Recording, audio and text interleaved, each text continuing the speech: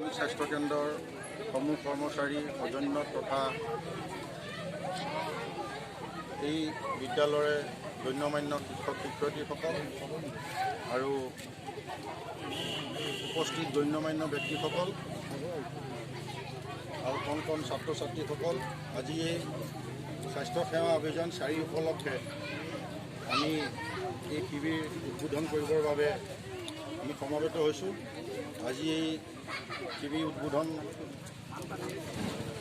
কৰিব আৰু এই বিষয়ে দুআষাৰমান ক'বলৈ সন্মানীয় NHM প্ৰজেক্ট অফিচাৰ ছাৰক দুআষাৰমান ক'বলৈ আমি অনুৰোধ জনালোঁ আৰু তেখেতক লগতে এখন ফুলাম গামোচাৰে আদৰিবলৈ মই বাইদেউক পুষ্পলতা বৰা বাইদেউক এখন ফুলাম গামোচাৰে আদৰিবলৈ অনুৰোধ জনালোঁ।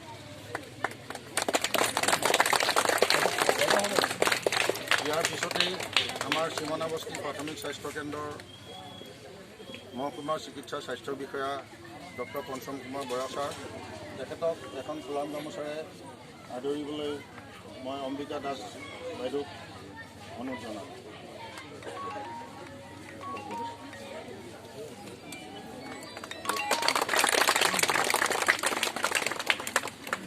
আমাৰ চিনাকি পৰ্বৰ আদৰণি পৰ্ব ইমানতে সমাপ্ত হৈছে। এতিয়া আমি NHMৰ প্ৰজেক্ট অফিচাৰ ছাৰক দুআষাৰ ক'বৰ বাবে আমি অনুৰোধ জনালোঁ।